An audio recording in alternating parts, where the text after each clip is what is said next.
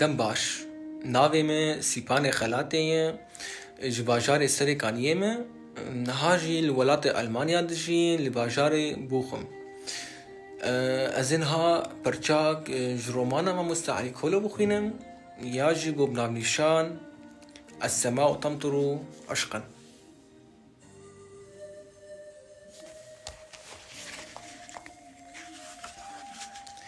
العيب ليس في الأرض بل بعقول من يعيش عليها ومن يحكمها.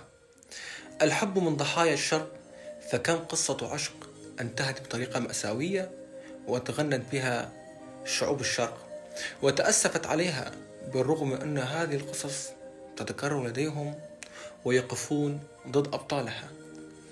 فهذا عيب وذاك حرام والآخر غير مناسب بسبب الفروقات الكبيرة بين الطرفين، وكل ذلك يدفع ضريبته العاشق.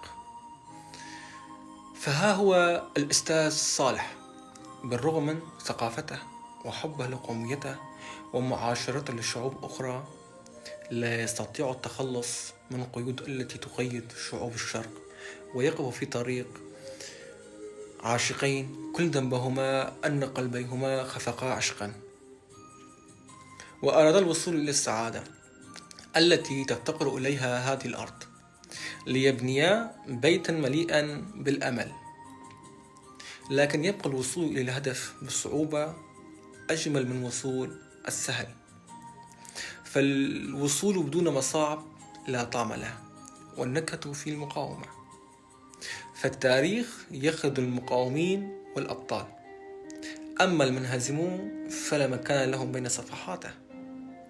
والحب من أسمى الحقوق ويستحق المقاومة والتضحية، لذلك لا يستسلم آزاد وبريفان ويدافعان عن حبهما بكل ما أمكن، وما قررهما بالهروب معا إلا مقاومة ورفض لكل تقليد وفكر.